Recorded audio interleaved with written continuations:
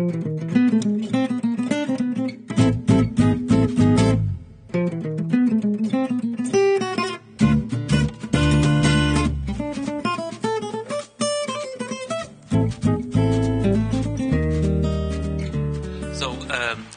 to all the visitors of Extra. I'm here in Milano, and it's a pleasure to show you my new collection of fragrances that I will launch soon at Campo Marzo in Rome. Okay, and I would like to talk a little bit about what this is all about and what I had in mind when I started working on them. Looking back to the time when I've started thinking for the first time about Pentachords, that's actually 2 years ago. Back then, I was working on an iris note, a problem that I had in the construction of one of my classics perfumes, and I was trying to reduce this complexity. Okay, and I was trying to simplify this challenge. And then I suddenly wondered, okay, how much do you actually need to create a nice fragrance around orris or iris root, or build with iris root? And I kind of started to concentrate and to reduce and minimalize. And then I came up with a fragrance that consisted of 5 ingredients, 5 synthetics, and I found, wow, this is really interesting. Okay, actually one can do it, and I started to realize that this would be like a second channel for me, a second road that I can take besides my classics, which are fragrances that are quite complicated, very complex, using a lot of natural ingredients, a lot of ingredients in general, doing something totally different, all synthetic, 5 ingredients only, like a new road to, for me, uncharted territory. And I found this very interesting, and I moved on. But as I already knew back then that I will bring the entire line of Tower into a new packaging and a new flacon, I was waiting until the time is ready to launch it.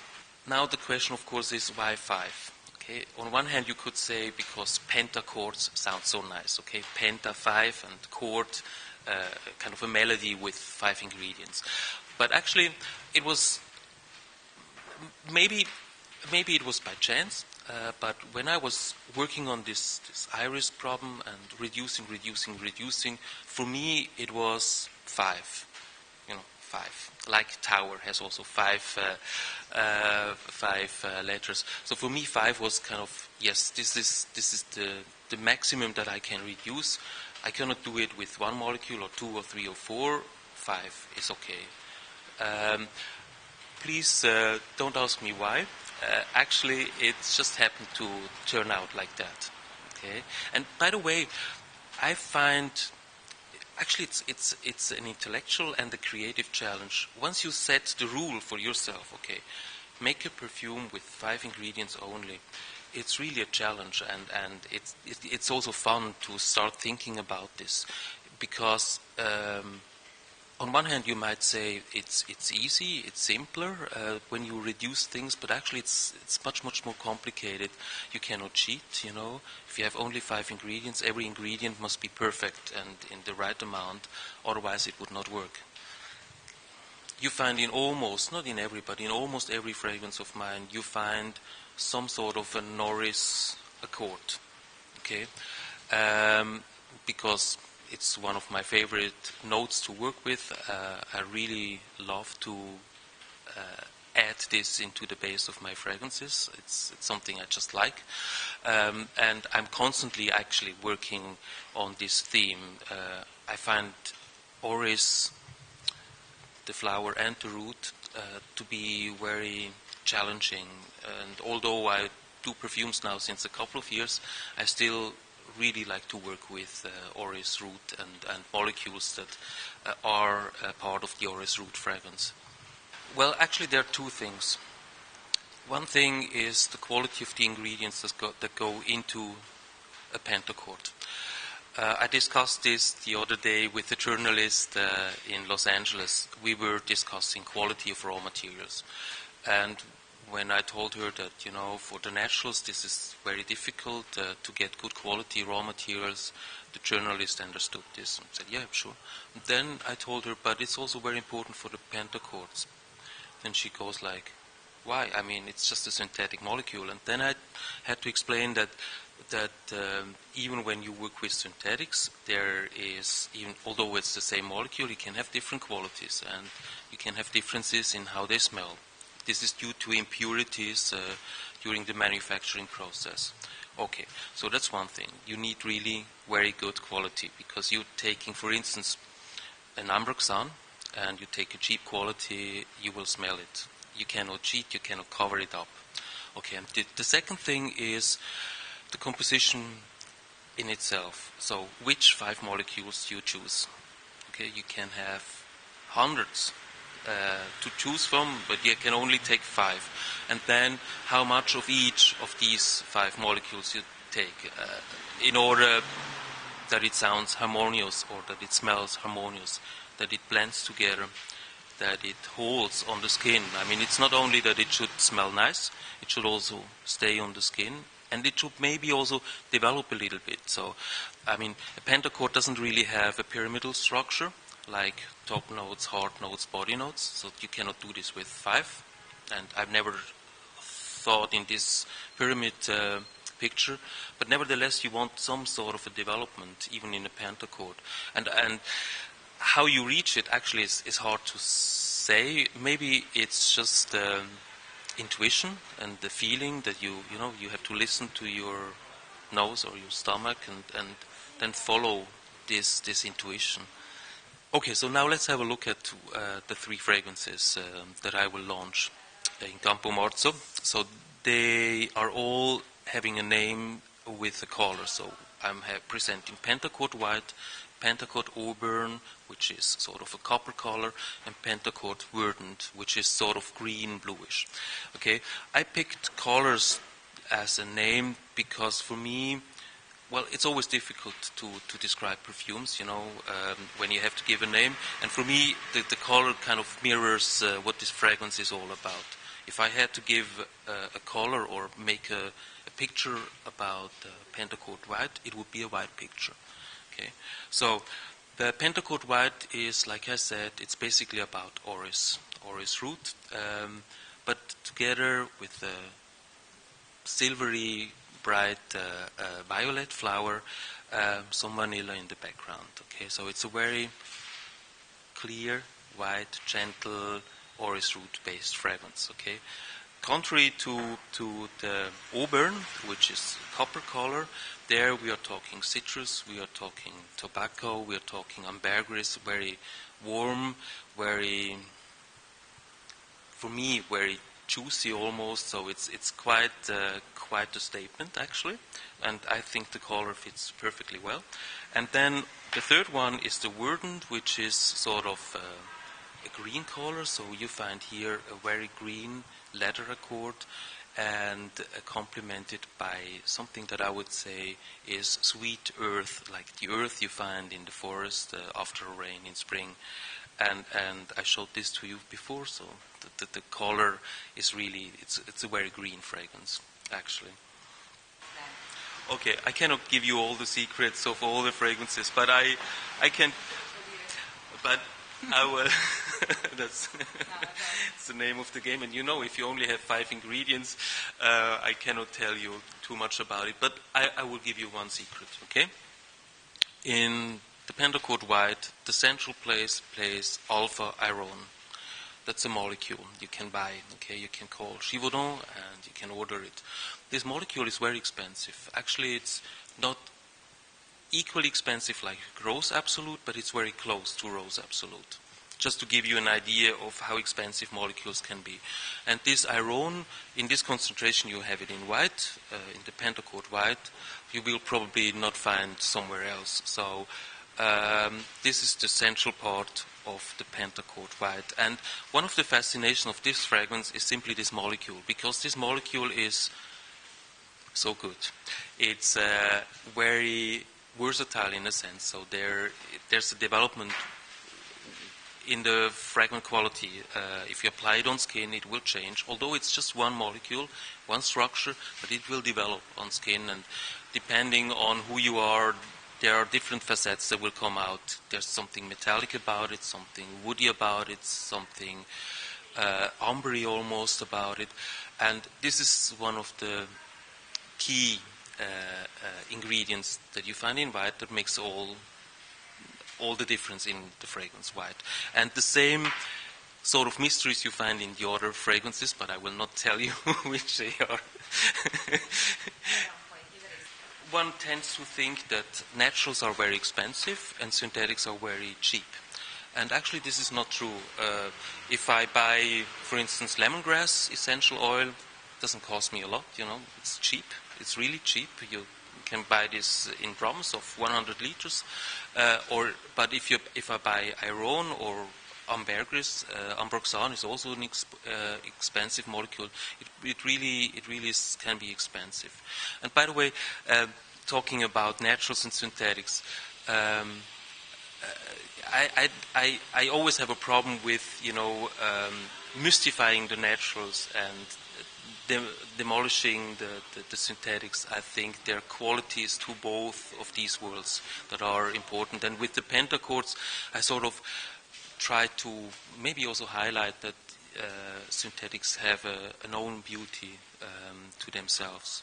Okay, I told you a little bit about how I started with the white. So basically, actually, this was just something that happened, on my way to work with Oris or find my way around Oris. Once I decided this is interesting as a concept and this is an interesting intellectual and creative challenge, for me it was clear I want to make something that is warm, that is citrus, citrus and spices, citrus and tobacco, because I really love tobacco. There was a time when I used to smoke. I don't smoke anymore, so I'm trying to compensate here. And the result was actually then the Auburn fragrance, which is containing these notes. And the next fragrance that I was working on is one that I don't launch this year. It's built around hyacinth, but I decided not to bring this to the market yet. But then the next one was the verdant, because I really love to work with green notes. I find them very challenging because they're very difficult to create fragrances with. But I wanted to try to really create a pentachord around green, leathery world. And that's how I choose to come up with something that later turned out to be verdant. Let's talk a little bit now about maybe the packaging or the design of the flacon and the labels. You see, I know that most of the viewers of this video actually care about what is inside the flacon and less about the outside. But nevertheless, I think when you present a flacon in a perfumery to a client, you make a statement by the design. Okay, you tell the client already what this fragrance is all about. So I wanted to have the same pentagonal flacon, which fits perfectly with Pentachords, but I wanted to have a clear flacon, a very simple, transparent flacon. And I came up with this one here, which is slightly turquoise actually. And it really brings the fragrances nicely out. Okay, and then I wanted to have a different labeling concept that makes clear here we are talking about something which is maybe a little bit avant-garde, maybe a little bit conceptual. It's not about a vintage product or having something which is going into the vintage direction. This is really a very modern take on perfumery. So I choose something that you will not find in the shelves of Campo Marzo from the aesthetics. And I also wanted to have the Pentachord as the name of this line visible on the cover top, which is, by the way, wood. It doesn't look like wood, but it's wood colored and printed. So just to make sure that people see, okay, this is Pentachord, it's Tower, they see it if they have a look at the flacon, but they also see this is something different. This is a new road that Andy is taking too. I mean, I'm not leaving my classics. I still like to work the way I did when I created L'air du désert marocain, so there will be more coming in this way, but I would also like to follow the other way around. So now you could ask me, are you happy with what you have reached or presented in terms of pentachords? And then, to be honest, my answer is always yes and no. Okay, of course, I'm happy that I can present the flacon, the packaging, that I can be here, and I like the fragrances. But when you're a creative person, actually, there's always something that you, when you come back to something you've created, that you don't find right. You know, if I would go back to L'air du désert again, I would make 2 or 3 things slightly different. So there's always something that you find you could do better. But that's the nice part of doing perfumes and being in this business. You can always move on, you know, and try to be better than you did the last time. Okay. And you know, the interesting thing, when you take a new road, leaving the old track of what you have done so far, the interesting thing is that you then often discover also new aspects in how you do things or how you look at things. One example. Okay, so I created the pentachords, and then at some point you have to decide how do you describe this to the people who would like to test it or to buy it. Then I realized, okay, actually, it would be better not to describe them at all. Okay, so I was for quite a while I was actually challenged not to describe them with notes or give no indication at all. Just telling this is pentachord. Why do you make your mind? And in the process of thinking about it, I also learned that that this would be an interesting way to present the rest of my line. You know, imagine you just give a perfume that says L'air du désert marocain without giving any notes and leaving it to the client to smell and to discover the fragrance. So for me that was kind of interesting, and thinking about it, can I leave it off? What would be the consequences? Discussing this with friends, for instance with Vero from Vero Profumo, I learned that I cannot do it because it would not be fair to clients to leave them alone with the fragrance. You need to guide them a little bit. So that was one of the messages that I've learned, and I think it's a constant learning process. When you do something new, the more new it is for you, the more you actually learn. Okay, and to be honest, quite often you also fall on your nose, in the sense that, you know, you fall, you make mistakes, and you learn actually more by doing mistakes than by doing it properly. Usually, yes. So usually, if you look at the past, I was launching things in the United States of America, where I was just for 2 weeks on a holiday. And then later things come to Europe, and then even later things come to Italy, because in Italy I'm in a distribution, and therefore things take a little bit more time. But this time it was very important for me, and I wanted to do it like that Italy is first, and then comes the United States of America, and then comes the rest of the world. Because, you know, every time I'm in Italy and presenting new things to Italian perfume lovers, I can see how open they are and how much they like new things and how much they like to play. Okay, and for me this is really, it's always a little bit like coming home when I come with new things, and I wanted to kind of say thank you also to the Italian clients, perfume lovers, by showing this here for the first time. That was it, folks. I say bye-bye. See you soon again, at the latest at the Pitti in September in Florence. I hope you come all to the booth of Profumo Import, and see you there. Bye-bye.